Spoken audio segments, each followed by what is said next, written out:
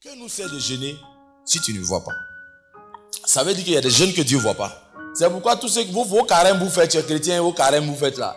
C'est pourquoi certaines personnes, quand ils font les jeûnes, le diable ça bouge même pas, il dit faites vos carêmes. Carême. Un enfant de Dieu jeûne, il ne fait pas carême. Carême. Dans la Bible, tu as vu carême?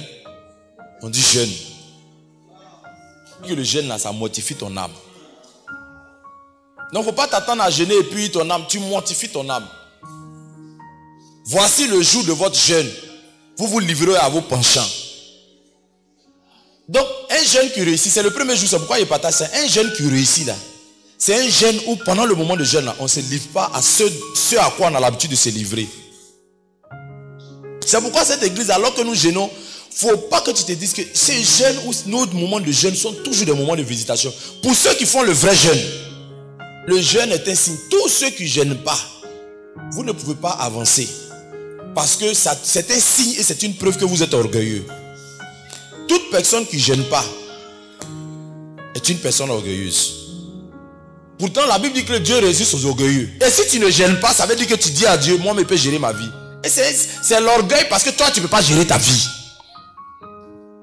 L'orgueilleux, c'est ça. Il veut dire qu'il peut faire des choses qu'il ne peut pas faire en réalité. Mais il dit qu'il peut faire. C'est pourquoi ceux qui jeûnent à l'église, vrais jeûnes, Dieu les élève toujours.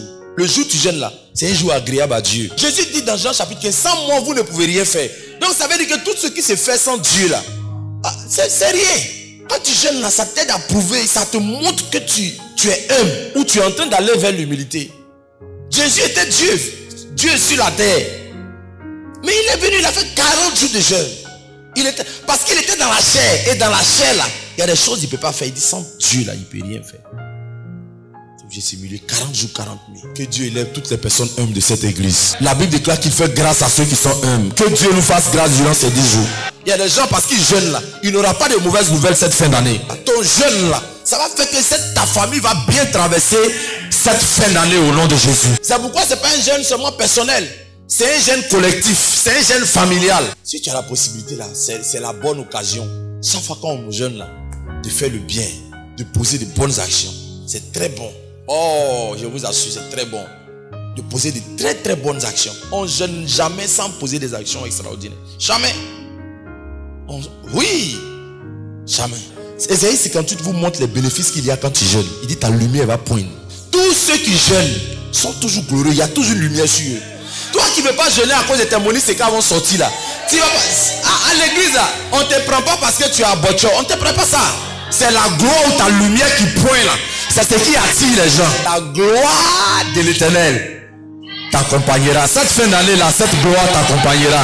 Voici, n'est-ce pas, les bénédictions ou les bénéfices qu'on reçoit quand on jeûne. Et il dit, la fin d'une chose vaut mieux que son commencement. C'est une prophétie qui a été donnée dans Ecclésiaste chapitre 7 verset 8. Il dit la fin vaut mieux que le commencement. Tu seras surpris de voir comment cette fin d'année là sera meilleure pour toi. Même la fin de la vie de Jésus était meilleure que le départ. Lorsqu'il est mort, la fin de sa vie, Dieu lui a donné le nom au-dessus de tout nom. C'est la fin de sa vie. Mais il a fait des exploits pendant sa vie. Même les raisons pour lesquelles il faut jeûner. Pour avoir une fin bonne, c'est pour crucifier la chair. C'est pourquoi on jeûne. Pourquoi on jeûne? Ce jeûne là, c'est pour ça. C'est pour les percées surnaturelles. Seigneur, nous attirons 2000 membres dans cette église. Nous appelons 2000 membres dans le nom de Jésus de Nazareth. C'est pourquoi on jeûne, pour crucifier la chair. Parce que c'est la chair qui te donne de ne pas accepter, de ne pas croire des choses. Tu n'es pas seulement corps. Tu es corps, âme et esprit. Et ce qui doit dominer un enfant de Dieu, ce n'est pas son corps, c'est son esprit. Donc c'est pas l'esprit qui doit vivre. Il dit tous ceux qui marchent par l'esprit, c'est eux qui sont fils, ceux qui marchent, qui sont conduits, ceux qui sont les fils, ceux qui marchent par l'esprit. La Bible dit les choses de la chair et les choses de l'esprit sont diamétralement opposées. C'est pourquoi on prie pour crucifier la chair. Pendant que, n'est-ce pas, tu pries là, ou tu jeûnes, ta chair a eu la paresse de faire certaines choses. Il y a certaines choses que tu faisais au début qui allaient te permettre d'accomplir ta vision. Prière 2 heures, orientation, chercher les choses, travail et autres, tout ça. Mais depuis que tu as commencé, il y a quelques mois là, ta chair s'est découragée. Et puis il y a des choses que tu n'es pas en train de faire pour que les 3 sujets là s'accomplissent. pendant qu'on est en train de prier, la Bible dit, et le berger dans la direction a donné ce verset. Quand il a donné, il dit, c'est un homme d'esprit. Isaïe chapitre 41, il dit, les jeunes gens marchent, se fatiguent, ils courent, ils se lassent. Mais ceux qui se confient en l'Éternel, nous les francophones, on voit ce verset-là. Et puis on se dit, ceux qui se confient en l'Éternel, ceux qui ont confiance en l'Éternel. Mais vous allez voir dans la version anglaise même là, c'est ceux qui prient, ceux qui cherchent Dieu. On dit s'attendent à Dieu, ceux qui s'attendent à Dieu, ceux qui cherchent Dieu. La Bible déclare qu'ils renouvellent leur force. Donc alors que nous jeûnons là, tu vas voir qu'il y a certaines choses que tu as mieux. Pendant que vous jeûnez, vous faites telle la voix de la chair. Parce que la chair parle. Tant que vous êtes en train de jeûner pour ces 2 jours, vous aurez la direction. Il vous montrera le chemin. Cette fin d'année là, les choses que tu veux faire cette année là, tu as besoin que Dieu te dise quoi faire pour rattraper. Tu sais, une direction de Dieu, ça peut te faire rattraper 10 années de retard. Il y a des esprits qui attaquent la fin. Quand tu es à la fin d'un projet là, c'est là où il vient. Vous allez remarquer, Jésus a été attaqué à la fin de sa vie. Mais la fin de Dieu dit que ta volonté soit accomplie. Il dit que ta volonté soit faite.